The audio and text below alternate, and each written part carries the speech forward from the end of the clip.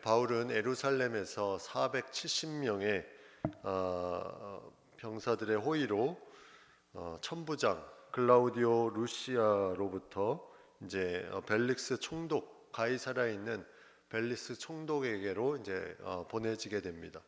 그때 이제 천부장이 쓴 이제 이 편지가 함께 가게 되는데,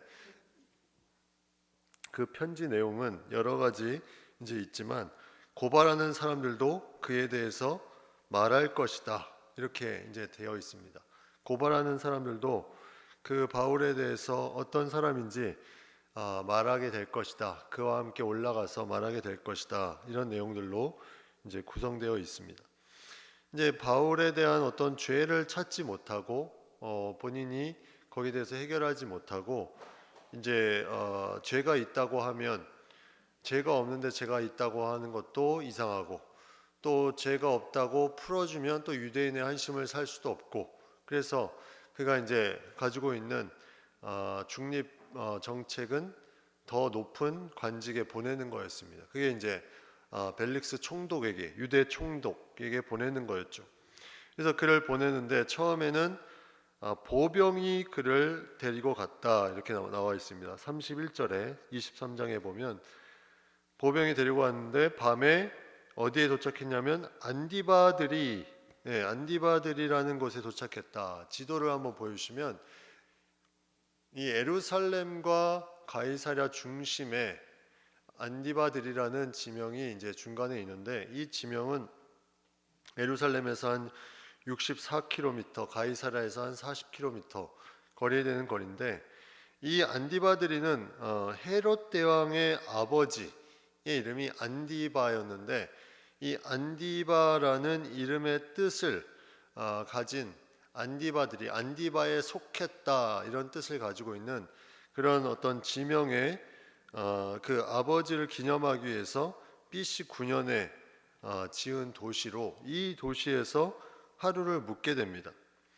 근데 이 도시에서 묵을 때 보병들이 여기까지는 같이 왔다는 거죠. 근데 이후에는 이튿날, 그 다음날 기병으로 바울을 호송하게 했다. 기병은 마병을 말합니다. 처음에 왜 보병으로 갔다가 왜 기병으로 바꿨을까? 처음에는 왜 그랬을까요? 그를 죽이기로 작정한, 먹지도 않고 마시지도 않는 40여 명이 그를 중간에 죽일 수 있기 때문에 밀착 호위를 한 겁니다. 보병으로. 근데 어느 정도 이제 안디바들이 정도 가니까, 거리가 떨어지니까 이제는 괜찮겠다 해서 기병으로, 마병으로 이제 호위를 하고 이제 그를 데리고 호송해서 가게 되는 것을 보게 됩니다. 가이사랴에 들어가서 이제 편지를 총독에게 드리고 바울을 이제 그 앞에 세우게 되죠. 바울이 이제 어떤 여러 가지 질문들에 또 신문을 받기 시작합니다. 바울에게 내가 어디 사람이냐, 길리기아 사람이다, 내가 무엇 때문에 이런 신문을 이제 또 받게 되느냐 하면서 그가 말한 것은, 벨릭스가 너를 고발하는 사람이 오면 그때 너의 그 변증을 들어보겠다, 네가 어떤 부분이 있는지 함께 들어보겠다, 이제 이렇게 말하면서 헤롯 궁에 그를 지키라고 명합니다. 이 헤롯 궁에 지키는 그 가운데 5일이 지나가고 닷새 후에 이제 예루살렘에서 고발하는 사람들이 올라오죠. 그 중에 한 명이 이 아나니아라는 사람이었습니다. 이 아나니아라는 사람은 그 앞에도 23장에 보면, 앞에 23장 2절에 보면 그 대제사장 아나니아가 바울이 이렇게 말했을 때 뭐라고 말했냐면, 형제들아 오늘까지 나는 범사의 양심을 따라 하나님을 섬겼노라. 이 바울이 이렇게 말했을 때 이 대제사장 아나니아가 바울 곁에 서 있는 사람들에게 그 입을 치라, 이렇게 명했습니다. 그러니까 마음에 안 든다는 거죠. 이 대제사장이, 아나니아가 마음에 안 들기 때문에 그 입을 치라 했는데, 이제 그걸 통해서 계속해서 티격태격 하다가 이 아나니아는 어떻게든지 이 바울을 쓰러뜨리고 넘어뜨리고 싶은 마음에 이제 이들이 그 40여 명 되는 먹지도 않고 마시지도 않고 바울을 죽이기로 결의한 자들이 공회로 끌고 오는 그 중간에 매복했다가 죽이려는 것을 작전을 세우는데, 이때 대제사장들과 장로들이 함께 작전을 세우는데 그 중에 이름은 나와 있지 않지만 그 중에도 아마 들어가 있지 않았을까. 이 아나니아가 그래서 계속해서 그런 부분들을 가지고 이제 그가 바울의 해를 가하려고 계속하는 부분들을 보게 됩니다. 그런데 이제 가이사랴까지 따라왔다는 거죠. 뭔가 악한 의도를 가진 이 아나니아가 계속해서 따라오면서 바울을 넘어뜨리고 또 고발하고 나아가는데 이번에는 혼자 온 것이 아니라 누구랑 왔냐면 장로들과 함께 왔는데 그 외에도 변호사 더둘로와 함께 내려왔다 이렇게 되어 있습니다. 변호사, 여기서 말하는 변호사라는 단어는 신약 성경에 이곳에만 쓰이는 단어인데 이 말을 잘하는 사람 그리고 연설자 이런 뜻을 가지고 있는 단어입니다. 왜 변호사를 데리고 왔을까? 이 유대의 법이 있고 로마의 법이 있는데 이 유대의 대제사장과 장로들은 유대의 법은 알지만 로마의 법은 제대로 알지 못합니다. 이 두 가지 법을 알 수 있는 사람이 자신들의 의견을 변호해 준다면 그 고소에서 승리할 가능성이 많기 때문에 이 더둘로라는 변호사를 이제 고용해서 그가 오게 된 거죠. 그리고 사실 이들은 로마법에 따르면 이길 수 있는 확률이 거의 없습니다. 왜냐하면 그 죄를 찾을 수 없었기 때문에 계속 이동만 시켰고 확실한 죄가 없었기 때문에 그렇게 불리한 진행에서 이제 이 변호사 더둘로를 통해서 이것이 불리한 게 아니라 더 유리한 방향으로 갈 수 있도록 그렇게 하기 위해서 이 더둘로를 데리고 왔다는 거죠. 닷새 후에 이런 거 보면 5일 동안 이들이 심층적으로 무언가를 고민하고 연구하고 어떤 사람이 적합할까? 우리가 가서 제대로 고발할 수 있는 그 사람을 찾지 않았을까? 그래서 닷새 후에 이제 이들이 더둘로라는 가장 확실한 그 언변 있는 사람을 데리고 이제 총독 앞에 벨릭스 총독 앞에 와서 바울을 고발하게 됩니다. 이 고발하는 내용이 이제 3절부터 나오죠. 근데 처음에 고발하는 내용을 보면 너무나 재밌습니다. 뭐라고 말하냐면 벨릭스 각하여 우리가 당신을 힘입어 태평을 누리고 있다. 이 뭔가 느낌이 이제 아부가 시작되는구나. 이게 뭔가 그 벨릭스의 마음을 녹이려고 하는. 자, 두 번째 보십시오. 이 민족이 당신의 선견으로 말미암아 여러 가지로 개선되었다.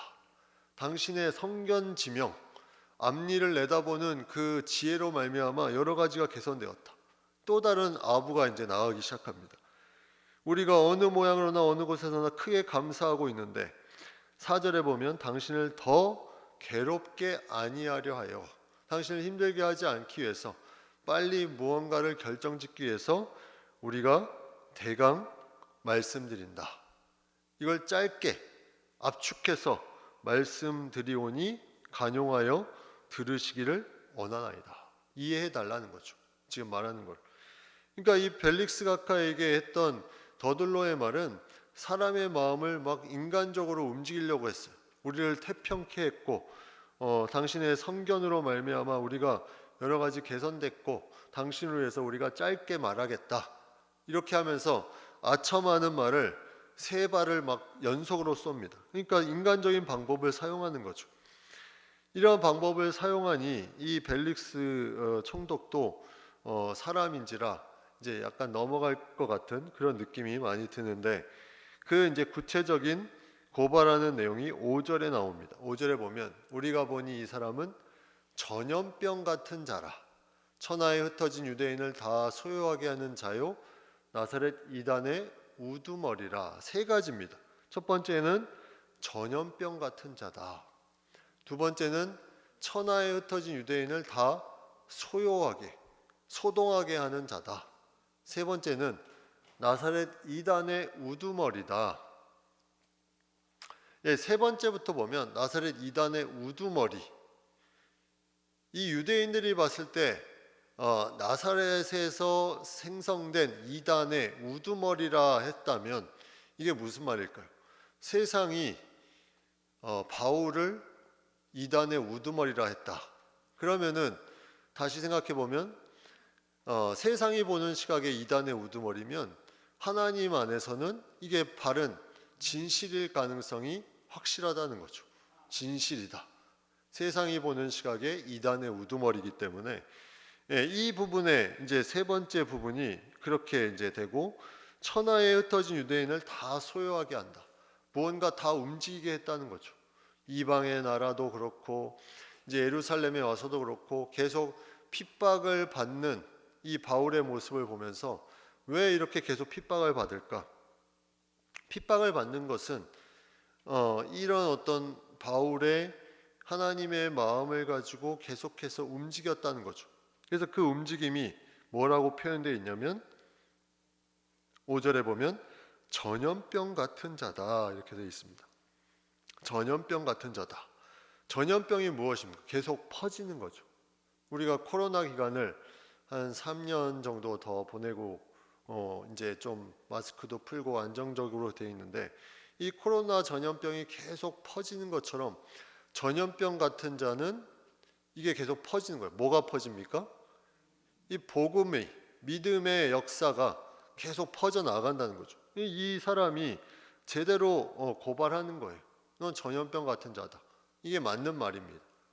하나님의 복음을 계속해서 퍼뜨리고 다녔기 때문에 전염병 같다. 이 말은 어떻게 보면 바울의 실체를 가장 명확하게 말한 그런 단어라고 볼 수가 있습니다. 전염병은 일단 뭐 여러 가지 그 조건이 필요한데 첫 번째는 입자가 많아야 됩니다. 입자가 계속해서 무언가 그 입자가 많이 움직여야 이 전염병이 잘 퍼질 수 있는 부분들이 있죠. 그래서 전염병이 입자가 없으면 이게 잘 퍼지지 않기 때문에 입자가 많다는 것은 복음적으로 해석해 보면 계속 하나님의 말씀이 전해졌다는 거죠. 전염병처럼 계속 전해졌다. 이 입자들이 계속 많아졌다. 하나님의 말씀이 계속 전달되었다. 그리고 이 전염병은 무언가 잘 전달이 돼야 됩니다. 중간에 끊기면 안 돼요. 잘 전달이 되려면 무언가 사람의 귀에 들을 만한 진실된 부분이 그 가운데 있어야 됩니다.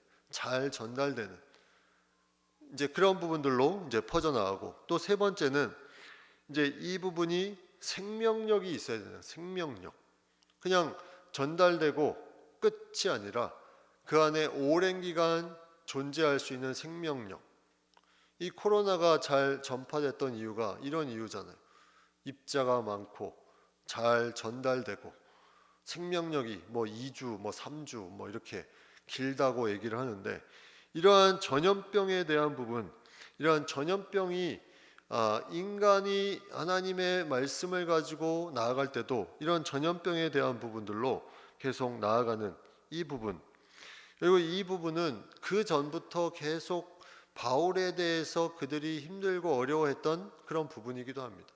그냥 바울만 지나가면 무언가 전염병처럼 막 소란이 일어나고 소요가 일어나고 이런 부분들이 일어나기 때문에 그들에게도 힘든 부분이 있죠. 지난번에도 잠깐 얘기한 것 같은데 그때 3차 전도 여행 때 유대인들이 아시아에서 온 유대인들이 이제 무리를 충동하면서 그때 이제 헬라인을 데리고 성전에 바울이 들어갔다 이렇게 하면서 약간 유대인들만 갈 수 있는 그 성전을 더럽혔다 이런 식으로 이제 바울을 이제 궁지에 몰아놓게 되는 그런 부분들이 나타나죠. 그때 드로비모라는 사람이었는데 그가 성전에 들어갔는지 안 들어갔는지는 성경에 나와 있지 않는데 그 성내에 같이 있었다는 것만으로도 그들이 그렇게 그냥 판정을 해버립니다. 성전에 들어가서 이렇게 더럽혔다. 이제 이런 부분들로 바울이 어려움에 처하게 되고 결국은 그 죽이려는 위협 속에서 천부장이 살려주고 또 그가 다시 어려움에 처해지자 그를 죽이려고 하는 많은 사람들이 일어나자 그의 조카를 통해서 또 그 소리를 듣게 되고 이 가이사랴로 보내지는 계속해서 이런 전염병과 같은 바울의 모습 가운데 서로 싸우는 존재들이 계속 일어나고 핍박하는 존재가 일어나고 그 가운데 하나님의 보호하신 손길이 계속 있었다는 거죠. 그 부분을 통해서 바울은 계속해서 이동하면서 그 이동하는 곳마다 계속 전염병과 같이 확장되어서 퍼뜨립니다. 그러니까 우리의 삶을 돌아보면 과연 나는 전염병과 같은 모습이 있는가? 이게 이제 우리가 생각해 보아야 될 부분이죠. 내가 입자를 잘 퍼뜨리고 있는가? 그리고 잘 전달하고 있는가? 그리고 지속성이 얼마나 강한가? 생명력이 있는가? 내 주변에 이런 전염병 같은 자, 소요하게 하는 자, 이단의 우두머리다 이런 말을 누군가로부터 들을 수 있다면 그 사람은 제대로 살아가는 사람이라고 볼 수가 있습니다. 쟤는 왜 이렇게 소요를 많이 일으키지? 왜 전염병 같이 이렇게 혼잡하게 하지? 근데 중요한 건 우리가 전염성만 강하다고 다 되는 건 아닙니다. 전염성만 강한데 그냥 있으면 그것이 아무런 의미가 없죠. 전염성이 강한 사람은 세상 문을 열고 그 세상 속으로 들어가야 되죠. 세상에 그것을 퍼뜨려야 진정한 전염성이 강한 자입니다. 그리고 또 다른 측면으로 보면 세상 속으로 들어가기만 하면 안 돼요. 내가 무언가 진리의 말씀을 가지고 거기에 대해서 확실한 복음의 그런 능력이 있어야 그것을 제대로 퍼뜨릴 수 있는데 그냥 세상 속에만 들어가 있으면 전염을 시키는 것이 아니라 전염이 될 가능성이 더 많을 수도 있다는 거죠.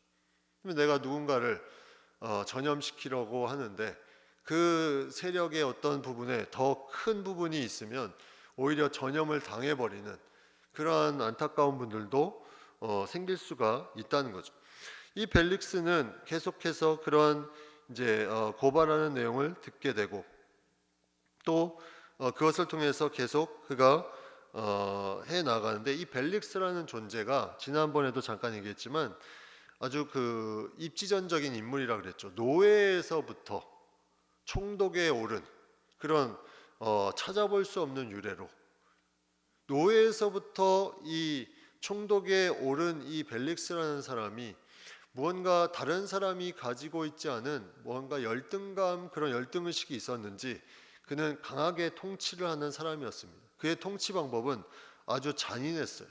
그래서 무언가 여기에 대해서 말을 듣고 이제 그런 어떤 고발을 정확하게 그가 알면 거기에 대해서 확실하게 무언가를 결정 지어줄 수 있다고 생각했기 때문에 천부장이 보낸 것이고 이 벨릭스는 이 내용을 들으면서 거기에 대해서 뭔가 조치를 취하려고 하는 부분들을 우리가 보게 됩니다.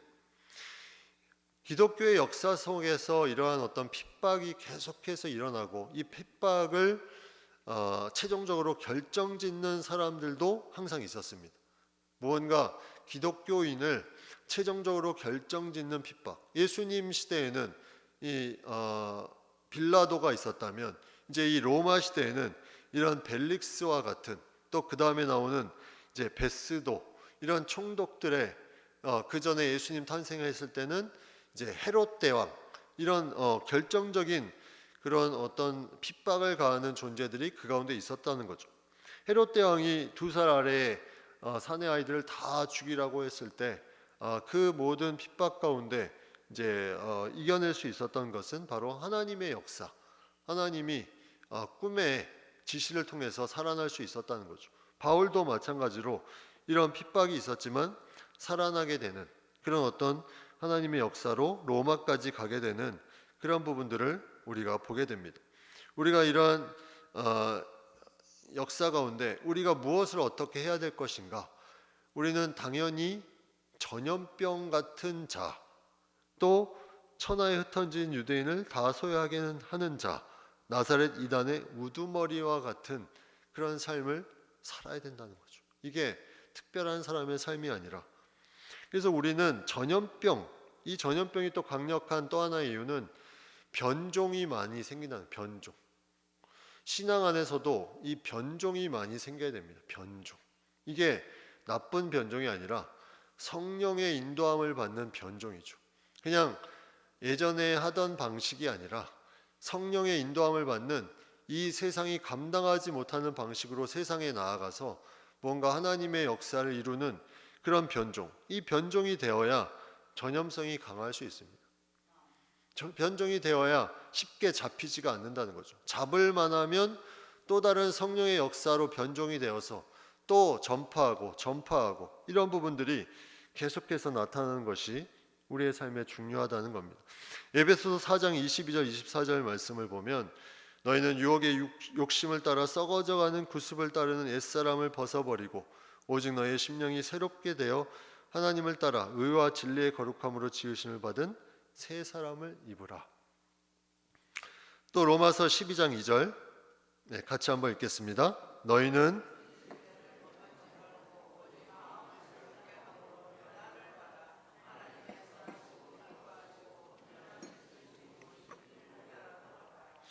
구습을 따르는 옛사람을 벗어버리고 새 사람을 입으라. 너희는 마음을 새롭게 함으로 변화를 받으라. 계속 뭔가 새롭게 변화를 받고 나아가는 것, 이것이 중요하다는 겁니다. 내가 가지고 있는 신앙생활에 이 새로움이 없으면 우리는 전염병이 강한 자가 될 수가 없습니다. 요즘같이 빨리 변하는 시대에 이런 어떤 성령의 역사를 의지하지 않으면 우리가 여기에 합당한 지혜를 가지고 나아갈 수 없다는 거죠. 예전의 방식으로 통하는 방식이 지금 통하지 않습니다. 그런 부분들이 있어요. 그렇다면 성령께서 새로운 부분들을, 성령이 가만 계시지 않고 새로운 부분들을 부어주십니다. 성령이 놀랍게 이것을 채워주십니다. 거기에 민감하게 반응하지 않으면 우리는 예전 방식의 어떤 부분에 고착화되어 있으면 이 새로운 부분들로 인해서 주어지는 성령의 역사에 놀라운 전염병이 강한 자가 될 수 없다는 거죠.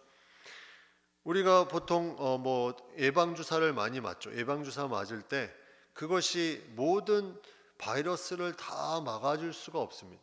그러나 중요한 건 그 바이러스를 위해서 계속해서 업그레이드를 시킨다는 거죠. 백신도, 바이러스도 계속 업그레이드를 하고, 이게 누가 강하냐, 이제 누가 강하냐에 따라서 이 승부가 결정되는데, 과연 우리가 전염병이라고 여기서 말하는 것처럼, 고발한 것처럼 전염병이라고 생각하면 세상이 우리를 백신을 가지고 대하려고 합니다. 세상의 눈, 세상의 백신으로. 그러면 그 세상의 백신을 뛰어넘기 위해서는 전염병이 더 강력한 변종이 되어야 돼요. 백신에게 잡혀 먹지 않으려면.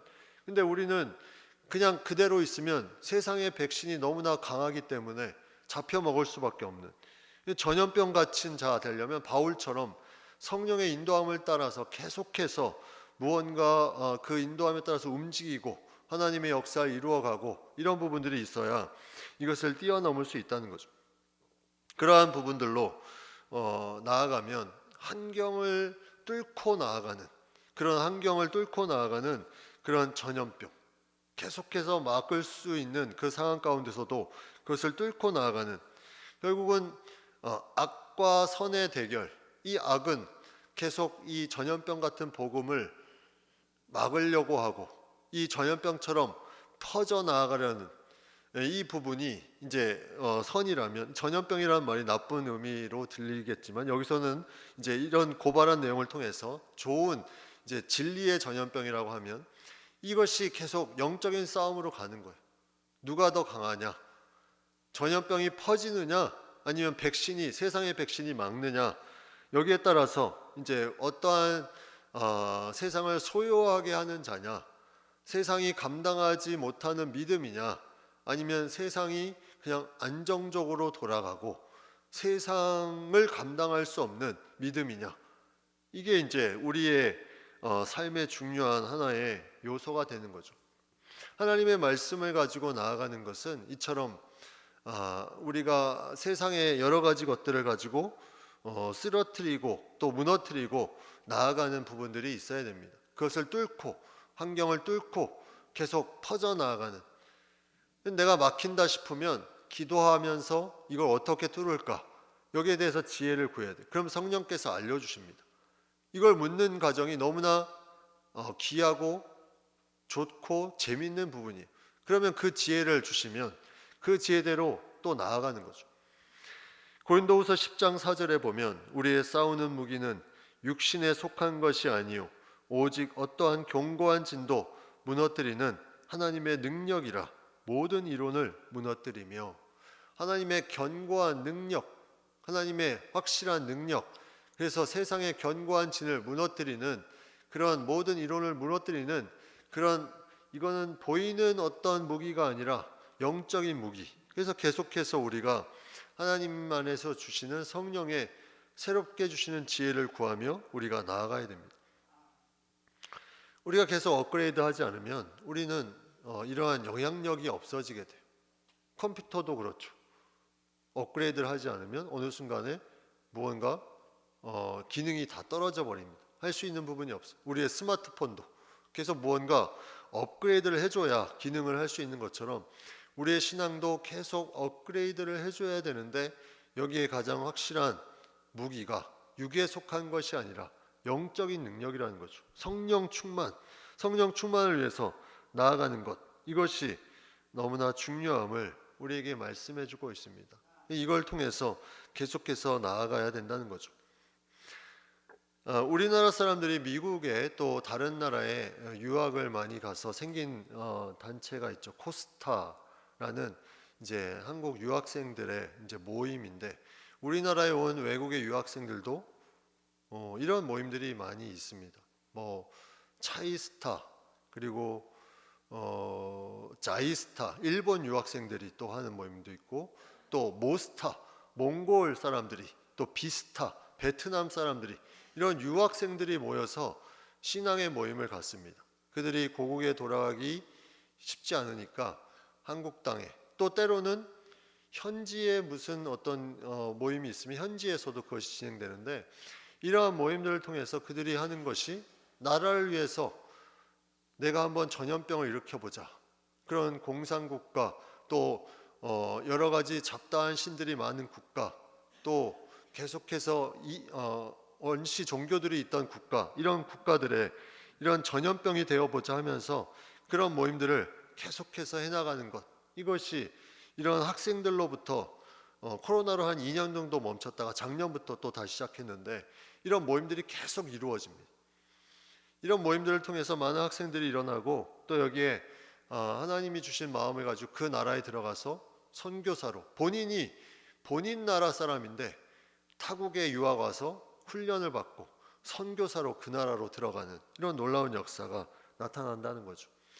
이러한 전염병이 강한 자가 되기 위해서 계속해서 그들이 변화되고 성령 충만을 구하고 함께 훈련받고 나아가는 부분들 이것이 너무나 아름다운 역사로 복음의 역사로 새겨지고 있습니다.